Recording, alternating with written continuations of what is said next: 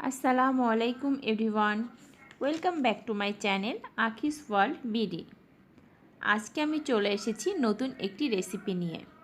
আজকে আমি করে দেখাবো আপনাদেরকে গরুর দুধের ক্যারামেল পুডিং কিভাবে তৈরি করতে হয়। তো আশা করছি আমার এই রেসিপিটি আপনাদের ভালো লাগবে। ভালো লাগলে অবশ্যই আমার চ্যানেলটি সাবস্ক্রাইব করবেন, বেল আইকনটি ক্লিক করবেন পরবর্তী ভিডিওর নোটিফিকেশনগুলো পাওয়ার জন্য, এবং ভিডিওটিতে অবশ্যই লাইক করবেন, কমেন্টস করবেন এবং শেয়ার করবেন ফ্রেন্ডস অ্যান্ড ফ্যামিলির সাথে। তাহলে চলুন রেসিপিটি শুরু করি। প্রথমে আমি ক্যারামেল তৈরি করে নেব। এই জন্য আমি যে পাত্রটিতে পুডিং বসাবো তার মধ্যে 2 টেবিল চামচ চিনি এবং 2 টেবিল চামচ পানি দিয়ে খুব মৃদু আঁচে একদমই লো হিটে আমি এটি ক্যারামেল তৈরি করে নেব।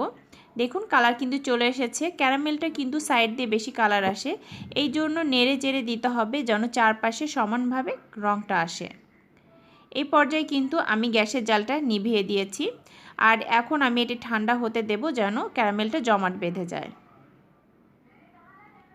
এখানে আমি 2টি ডিম এবং 1/3 কাপ চিনি ব্লেন্ড করে নিয়েছি এবং একটি ছাঁকনিতে এটি ছেঁকে নিচ্ছি যেন কোনো লাম্পস না থাকে। আর ছেঁকে নিলে কিন্তু পুডিংটা অনেক সফট হয় এবং সুন্দর হয়। এখন এর মধ্যে আমি দুধ দিয়ে দিব। তো আমি এখানে কিন্তু 3 কাপ দুধ জাল দিয়ে 1.5 কাপ করে নিয়েছি। এটি দেশি গরুর দুধ, এমনি অনেকটা ঘন ছিল। আর আপনারা এমনি যদি নর্মাল দুধ পাতলা হয় তাহলে কিন্তু 1 কেজি গরুর দুধ আপনি হাফ কেজি করে নিতে পারেন। এখন ডিমের সাথে দুধের মিশ্রণটা খুব ভালো মতো মিশিয়ে নিয়েছি আমি। আর এখানে আমি ভ্যানিলা এসেন্স দিয়ে দিব যেন ডিমের স্মেলটা না আসে।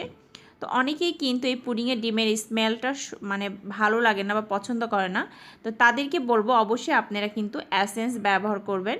তো এসেন্সটা ভ্যানিলা এসেন্স দিলেই বেশি ভালো লাগে পুডিংয়ের সাথে। তো এখন আমি এটি খুব ভালো মতো মিক্সড করে নিব। তো আমার পুডিং বানানোর জন্য আমার 2টা বাটি আছে, একটা 9 নাম্বার একটা 8 নাম্বার। তো আজকে আমি মিস্টেক করেই আমি 9 নাম্বার সাইজের বাটির জায়গায় আমি 8 নাম্বার সাইজ নিয়ে নিয়েছি, যার কারণে পুরো পুডিংটা এর মধ্যে বসবে না। তো এখানে আমার 2বার ব্যবহার করতে হবে। তো আমি আপনাদের এটি দেখিয়ে দিচ্ছি যে পুডিং এখন এর মধ্যে আমি দিয়ে দিচ্ছি। আপনারা একটু বড় সাইজেরই নেবেন। আমি যে মাপ দিয়েছি সেই মাপে যদি করতে চান তাহলে 9 নম্বর সাইজ বা 10 নম্বর সাইজের বাটিটা ব্যবহার করলে ভালো হবে। তো এখন আমি এই কড়াইটা 5 মিনিট হাই হিটে জাল দিয়েছি এবং একটি কাপড় দিয়েছি। কাপড়ের জায়গায় কিন্তু আপনি টিস্যু পেপারও দিতে পারেন। তো এখন এটি ঢেকে দিচ্ছি। আমি 20 থেকে 25 মিনিট এর জাল দিব। এখন আমি ঢাকনাতে তুলে নিয়েছি। আমি 20 মিনিট পরে দেখছি কি অবস্থা। দেখুন এটি সামান্য একটু গায়ে লেগে আছে, যার কারণে আমি 5 মিনিট আরও জাল দিব। এই জালটা কিন্তু অবশ্যই মৃদু আঁচে করতে হবে। তো এখন আমার হয়ে গিয়েছে, আমি একটি বাটির উপর এটি তুলে নিয়েছি। আর এটি আমি ঠান্ডা হতে সময় দিব। তো এটি এখন ঠান্ডা হবে, আমি ফ্যানের নিচে রেখে দিয়েছি। তো এটি ঠান্ডা হয়ে গিয়েছে। এ পর্যায়ে আমি 1 ঘন্টা ফ্রিজে রাখবো, নর্মাল টেম্পারেচারে ফ্রিজে রাখবো। তো ফ্রিজ থেকে বের করে তখন আমি এটি সার্ভ করব। তো এখন আমি এটি বের করে নিয়েছি, আমি 1 ঘন্টা ফ্রিজে রেখেছিলাম। তো এখন আমি খুব সাবধানে একটা চাকু নিয়ে চারপাশের সাইডটা কেটে নিব যেন পুডিংটা ঢালতে আমার সুবিধা হয়। তো খুব সাবধানে ঢালবেন, খুব সাবধানে সাইডটা একটু কেটে নেবেন।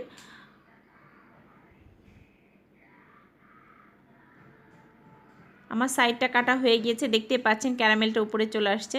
তো এরকম একটি বাটি তার উপরে দিয়ে তারপরে আপনি বাটিটা উপর করে দেবেন।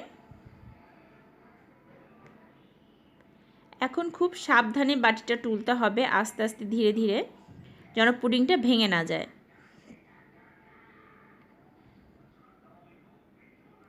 দেখুন আমার পুডিংটা কিন্তু ঢালা হয়ে গিয়েছে, আর কালারটা কিন্তু খুবই সুন্দর এসেছে, দেখতে পাচ্ছেন খুবই ইয়ামি লাগছে এবং দেখতেও কিন্তু অনেক কালারফুল।